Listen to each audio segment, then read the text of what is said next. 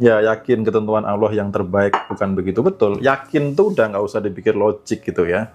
Gimana caranya bisa seperti itu? Ya, ikutin aja. Jadi gini, saya selalu kalau ngelihat orang berhasil, mesti yang tak analisa tuh yang nggak kelihatan. Jadi bukan yang kelihatan tuh ya oke, tapi nggak terlalu ya, karena aku belum tentu bisa meniru.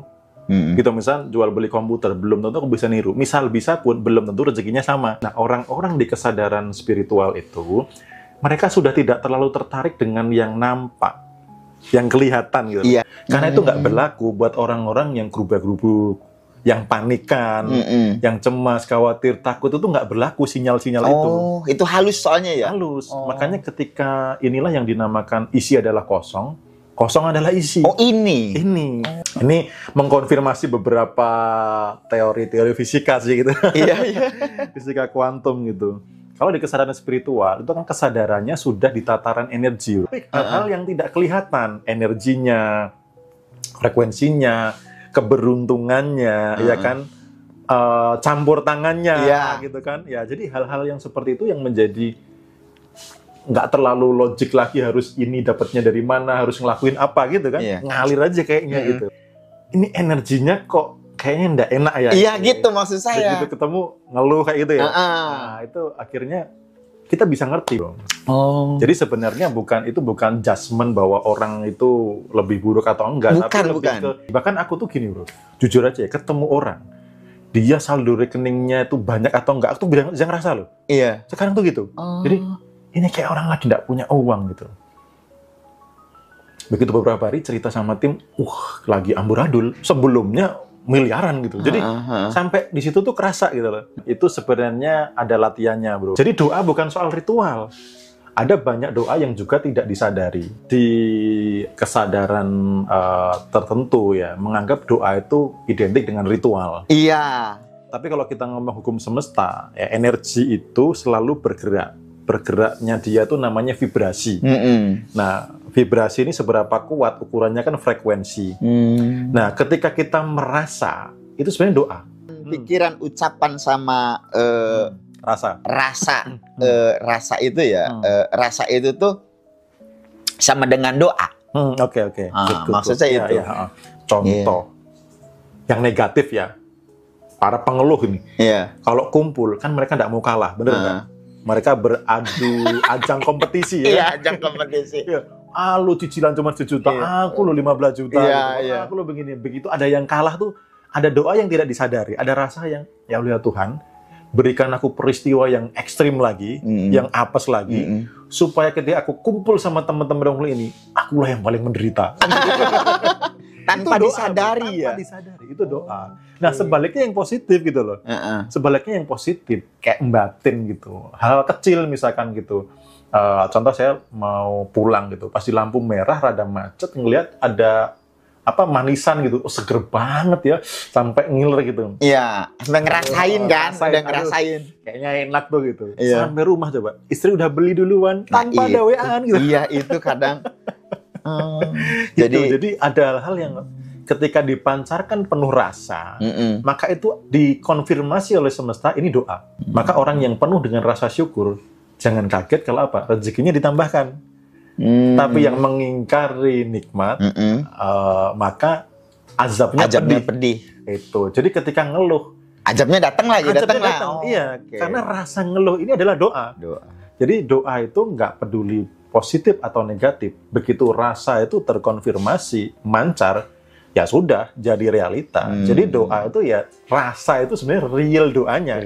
Maka ada pertanyaan gini, ini menjawab pertanyaan yang saya sudah berdoa siang malam. Nah, ya, saya sudah rajin ibadah. Gitu kan? Sudah 5 waktu bahkan lebih gitu ya. Kenapa nggak terwujud? Cek rasanya. Cek rasanya gitu kan. Kadang orang berdoa tapi dengan rasa memelas gitu. Memelas. Ya Allah Tuhan, gimana utangku makin nambah, suamiku nggak tahu diri. Realitanya gitu terus gitu loh. Gitu terus. Termasuk rasa ketika ngeluh. Ya kan, ada orgasme batin tuh ketika ngeluh tuh. Nah, itu ketika ini dikeluhin ya udah jadi realita lagi. Dan kadang orang tuh, apa kata feelingku? Padahal bukan feelingnya yang bagus. Dia yang mencipta itu sendiri dari rasa. gitu loh. Pernah ngalamin, mungkin ada orang yang ngalamin gini, waktu nggak bawa SIM, ya kan, terus kemudian nggak tahu kalau dia nggak bawa SIM gitu kan, nggak tahu, ya nggak ada ini, nggak ada apa namanya, nggak ada bahasa Jogjanya cegatan gitu, rahasia gitu loh. Tapi suatu ketika, waduh, aku nggak bawa SIM, nanti kalau ada rahasia gimana? Malah ketemu gitu. Iya. Nah itu karena apa? Rasa, termasuk rasa nih, rasa khawatir akan kejadian buruk, rata-rata terjadi loh. Berarti doa itu ya saat kita meminta saat kita meminta saat kita meminta itu kurang boosternya tanpa rasa. Kayak Betul. mungkin saya minum kopi nih, kopinya sih kelihatannya coklat, manis. Saat saya minum kok nggak ada rasa. Mungkin seperti itu kali ya. Iya, jadi ibaratnya gitu. Doa kadang orang fokusnya makanya kadang pertanyaan gini, Mas, doanya seperti apa gitu, atau berapa kali, di jam berapa gitu. Ketika ditiruin belum tentu hasilnya sama. Tapi kalau niru rasanya, iya rasa, termasuk kayak tadi tuh waktu pengen beli gudang, ini punya aku deh, itu doa yang luar biasa bro gitu loh. Ini kan ada rasa nih, ini punya aku gitu kan. Iya gitu. Nah itu sebuah doa, the real doa. Ketika ada sesuatu yang sefrekuensi, ketika kesadaran kita everything is connected, maka terkoneksi. Nah kadang orang itu kan merasa terpisah dengan orang lain, sehingga apa yang dialami orang dan sebagainya itu kurang bisa mendeteksi atau tidak ada peristiwa kayak serba kebetulan gitu loh. Ini kok tahu kok ini dan sebagainya gitu. Contoh gini sederhananya. Kakek saya juga ngomong tuh, kakek Einstein, bahwa everything is connected. Nah, kita ini secara wujud kayak terpisah, atau kita terpisahkan oleh ruang udara. Bahasa lainnya sebenarnya ruang udara ini menghubungkan kita, atau selat Sunda, selat yang memisahkan Pulau Jawa dengan Pulau Sumatera misalnya. Padahal sebenarnya selat Sunda ini menyatukan Pulau Jawa dan Pulau Sumatera. Di dalam tubuh kita tuh ada 7 kelenjar. Di mana masing-masing kelenjar itu punya fungsi. Nah, ketika ada energi tersumbat di bagian mana, dia akan ada masalah di situ. Contoh, dia tersumbat di paling bawah. Dia akan ada masalah di permasalahan hidup yang hanya untuk bertahan hidup. Kemudian permasalahan terkait dengan perkembangbiakan atau seksual atau ambeien dan sebagainya. Pokoknya area kesehatannya di situ biasanya. Itu karena ada energi tersumbat. Nah, di salah satu 7 kelenjar itu yang paling spesial ada kelenjar pineal. Kelenjar pineal ini yang menjadi antena spiritualnya orang. Dia berfungsi sebagai transmitter, termasuk receiver. Jadi ketika ada sinyal, mampu nangkep. Ketika memancarkan sinyal, semesta ngerespon. Gitu. Itu namanya si kelenjar pineal. Jadi ini letaknya tuh di tengah otak ini. Di sini ya, di belakang. Di tengah otak, di tengah-tengah. Di tengah-tengah. Jadi ada otak tuh di tengah, kecil banget. Yang itu orang lain menamakan mata ketiga. Mata ketiga. Nah, itu. Nah, ketika kelenjar ini oke, maka kita makin sakti gitu loh. Iya. Serius, makin sakti. Siap. Gitu. Dan saktinya hubungannya udah ke tataran atas gitu loh. Aku juga beberapa kali mengalami case-case yang kadang tuh udah masuk akal. Itu salah satu hal merawatnya, itu punya habit meditasi atau meditatif atau tenang. Gitu. Ketika gelombang otak ini nggak terlalu kayak angin ribut gitu, dia tuh makin oke, makin peka. Apalagi nih bro, di kondisi kamu kayak gini, coba nanti kamu stop pakai pasta gigi yang fluoride, ambil yang non fluoride. Itu nanti lebih tajam lagi. Jadi ketika kita sering diam, ada waktu untuk menyendiri, menurunkan gelombang otak biar lebih ketenang, damai, itu sinyalnya setiap hari itu ada. Bahkan kita butuh data tuh tinggal download sebenarnya gitu. Ada problem orang nih, aku ketemu orang nih sebelum private tuh kan ketemu gitu. Contoh nih, konsultasi private gitu ya. Ini orang secara logik bisnis udah oke gitu. Tapi dia selalu merasa kayak uangku tuh kemana gitu. Kok sekarang aku punya cicilan yang senilai 70 juta per bulan cicilannya. Nah, tiba-tiba si kecerdasan pineal ini ada intuisi masuk. Cek ibu ini, ada nggak perjanjian gelap atau kontrak perjanjian dengan dunia gelap di keturunan sebelumnya. Coba bro, aku udah mikir itu. Kok ini aura mistisnya kuat banget gitu. Lirikannya udah kayak lirik ular gitu. Iya. Gitu. Ini nih salah satu faktor dia yang berada di kekurangan. Karena makhluk-makhluk seperti itu hanya bekerja di frekuensi kekurangan. Dia nggak bisa naik gitu. ada curiga, nanti pasti kebongkar. Ngobrol-ngobrol, saya pernah menyembuhkan orang kesurupan sampai saya mental sampai ini sampai itu, dan saya dibilang ternyata dari bapak dari simbah ada habit itu, sehingga itu mengganggu di frekuensi kelimpahan dia itu. Nah, tapi udah saya tanyain gitu, dapat sinyal. Oh itu. Dapat sinyal. Aku bilang, Bu, sorry, ada nggak bapak atau simbah atau buyut yang dulu melakukan praktek sesuatu hal yang bisa mendatangkan kekayaan? Maksudnya bilang semuanya bla bla bla. Ini penyebabnya. Udah habis itu dikasih cara mutusnya, udah sekarang finansialnya udah makin oke gitu. Tentang umpama, karena saya kan cenderungnya saya pikirin gitu ya, saya pikirin, terus visual gitu yang bayangin. Ini kayaknya ini bisa. Contohnya saya mau beli properti lah. Saya mau beli properti. Saya mau beli properti, propertinya tuh udah ada gitu ya. Tempatnya di situ. Nah, saya tuh visualin ini mah punya saya gitu. Saya ucapin gitu, ini udah punya saya ini mah. Terus ya saya meyakini nih. Yakin. Nah, udah meyakini, saya belum punya uang nih Mas Bimo ya.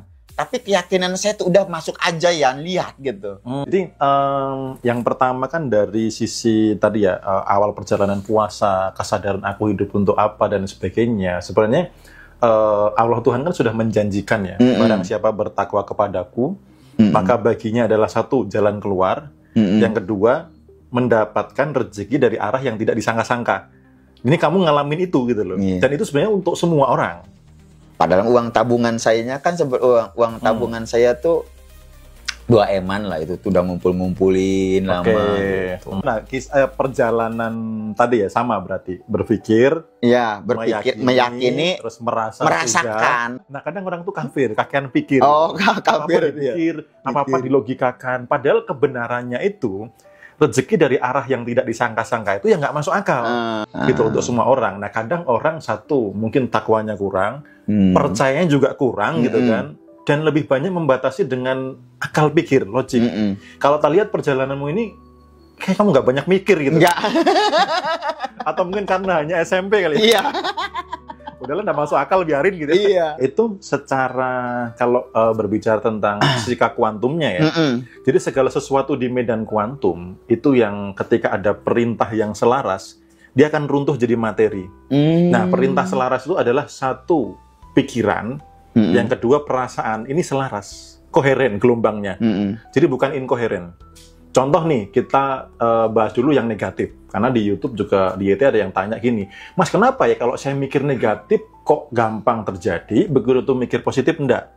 Nah, kebanyakan orang tuh masih gini, karena tadi selaras ya, semesta tuh enggak tahu positif negatif. Begitu pikiran dan perasaanmu selaras, itu perintahnya semesta mewujudkan.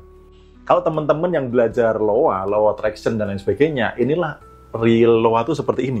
Berpikir, habis itu yakin, dan merasakan sudah. Nah, iya itu benar. Merasakan sudah. Kalau maaf dipotong, walaupun itu belum terjadi, belum punya kita. Tapi merasanya tuh kayak ini mau punya saya. Betul. Nah, buat teman-teman yang mungkin belum kejadian, itu bisa jadi dia pikirannya positif, rasanya belum. Jadi mungkin masih cemas, khawatir, nanti kalau nggak jadi punyaku, kalau dibeli orang lain gimana. Nah, kamu tadi kan ada momen-momen yang kamu lepas gitu loh, melepas kemelekatan. Ya, kalau memang diberi orang lain, ya apa-apa, Pak, gitu. Kalau emang rezeki saya pasti buat saya dalam diri ya, ada keyakinan gitu. Kalau enggak, ya sudah, gitu. Nah, ini kan melepas kemelekatan. Nah, pikiran negatif, ketika dibarengi rasa negatif, itu kan selaras. Contoh orang mikir bangkrut. Dibarengi dengan cemas, khawatir, takut, dan seterusnya, ini akan jadi materi, akan runtuh jadi peristiwa. Nah, di kamu keselarasannya adalah kamu berpikirnya positif, ya kan? Ini punyaku, rasanya sudah memiliki, rasa sudah memiliki pasti kan ada rasa syukur, ada rasa senengnya kayak mana ini jadi punyaku, gitu ya. Nah, kamu di situ selaras tuh, pikiran positif, rasa positif. Ketika kita bertakwa, meyakini, maka tugas semesta yang mengkondisikan. Kita ya wis ikhtiar ya semampu kita aja, enjoy aja gitu, menjaga rasa itu. Nah, teman-teman yang punya goals apa, cobalah untuk berpikirnya positif ya, meyakini kalau rumusnya Mas Ian, dan merasakan sudah. Iya. Walaupun belum ada. Belum ada. Realitanya belum. Dan yang kedua, walaupun nggak tahu caranya, kan, kemelekatan tuh ngoyo kayak. Ngoyo. Misalkan gini Bu, pas itu langsung gimana caranya aku harus dapat ini dapat, bisa jadi malah nggak dapat. Justru karena kita melepas kemelekatan kan kita mempercayakan padanya kan, ya nggak, mempercayakan padanya kalau memang punyaku, ya akan jadi punyaku. Kalau rezeki orang lain ya sudah. Nah kadang orang ketika punya goals belum bisa di titik itu Bro. Oh gitu. Melepasnya itu loh. Ya wis lah, kalau memang terbeli ya sudah, tapi nyatanya dia nggak kebeli. Iya. Ya kan?